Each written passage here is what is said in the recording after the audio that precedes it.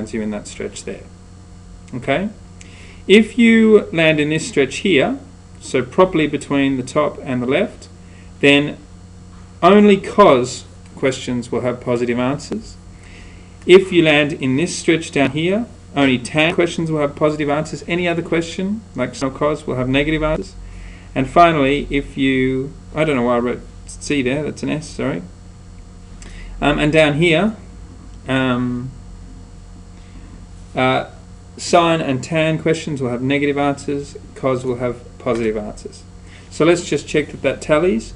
If you swung 182, I think you would land down here. Only tan questions are positive there. That's why there's a negative there. That's why you have to put a negative in front of your answer. What about sin 359? That ends you down there, 1 degree short of the x-axis of a full rotation. Only cos questions are positive there. That's why you have a negative. Okay. Let's look at tan 370. That lands you there. 360, then an extra 10. Any question I ask you gives you positive. That's why that's come out positive. What about tan 200? That lands you an extra 20 round there. And tan questions are positive there. So that's why the answer there is positive. So basically this boils down to the fact that if you take big angles and turn them into little angles by thinking how far beyond or short of the x-axis you fell, the most you'll ever get it wrong is that you should have had a plus on your answer or a minus on your answer, but you didn't. But you can sort that out by just imagining physically where your fat dot ended up. Any question, all three of sin, cos and tan questions will be positive if you landed in that stretch. Say if you landed that in that stretch, tan in that stretch, and cos in that stretch. This, by the way, is called the cast diagram because this spells the word cast. I learnt it as all stations to central when I was a boy. People think that it's the purpose of these is more than what it really is. The sole purpose of these is just to help you decide whether positives or negatives should go on your answers when you've transformed a big question into a little one. You do not use them if you land there, because if you were landing there, you wouldn't be in chapter 5, you'd be in chapter 4, and you would be directly deciding your trigonometry by asking yourself the x coordinates and the y coordinates.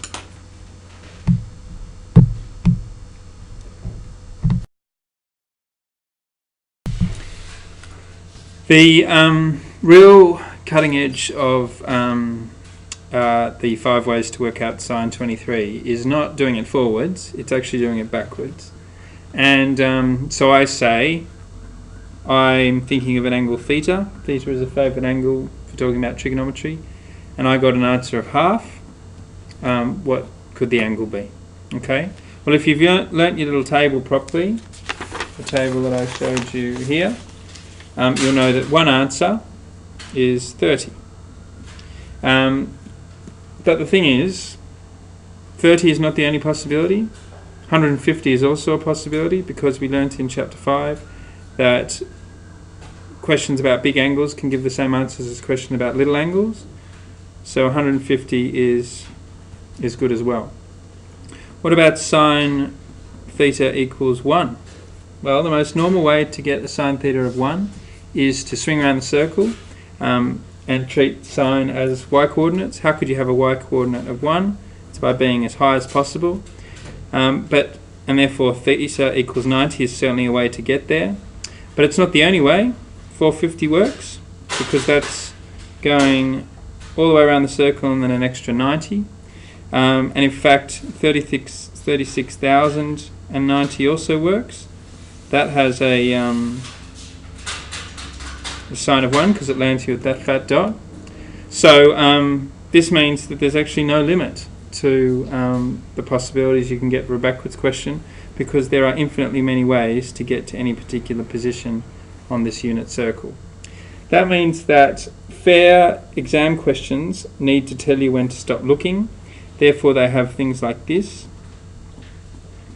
I call this the permission statement because it gives you permission to stop writing answers forever. If this was next to a question for me, that's basically saying that the examiner is only interested in angles between 0 and 360. And I think if you want to get to there, there's only one angle you can do, which is 90.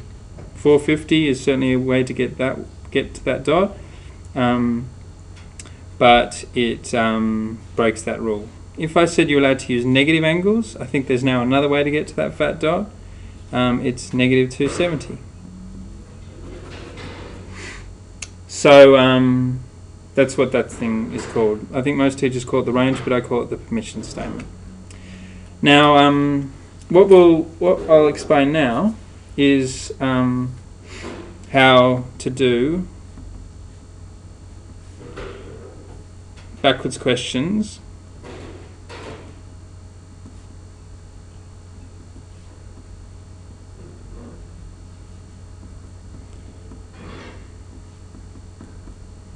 if cos or sine is involved and it's equaling 1 or 0, then that's pretty easy, or even negative 1, because you can just do them by swinging around the circle, asking yourself, how could I have an x-coordinate of 1 or an x-coordinate of 0 or a y-coordinate of negative 1, and your answers will always be multiples of 90 or negative multiples of 90.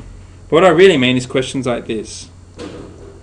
Solve sine theta equals 0.1 for negative 360 through to, say, 720. Okay?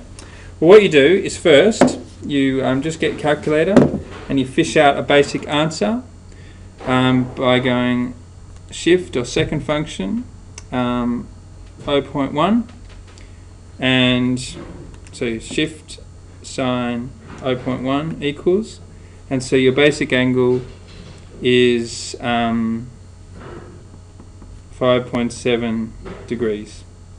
And what you do is you now go and tuck that against the x-axis in all of 4 possible ways. So that's me tucking it above on the right, below above on the left, and you get the half X-Wing fighter from Star Wars. These are your 4 ways. Get an angle which has a sine 1. However, of those 4 possible ways, only 2 of them work, because this is 0.1, not negative 0.1. So therefore, we like that dot because that's in the section where all possible questions gives you positives. We also like this one because that's in the section where sine questions gives you positives, and right in front of our eyes, a question is giving us a positive.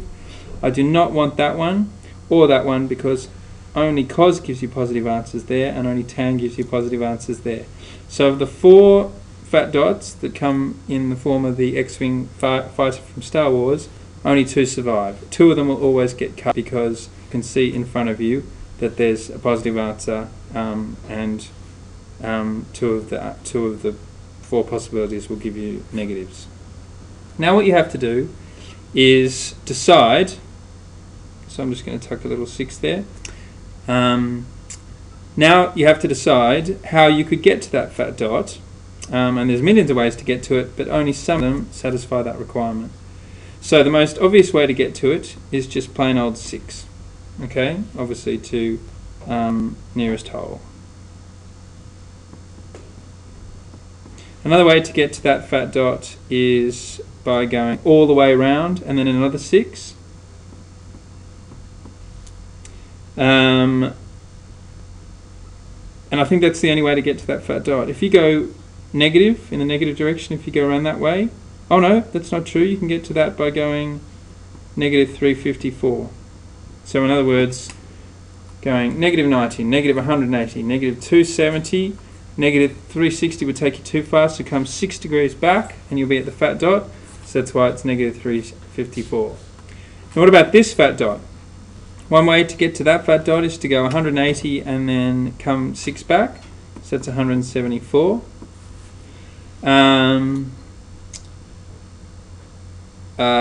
What else could you do? You could go 90, 180, 270, 360, 450, 540, but come 6 back, so that's 534. But I don't think you can keep going anymore because that would be 720, which is your upper limit.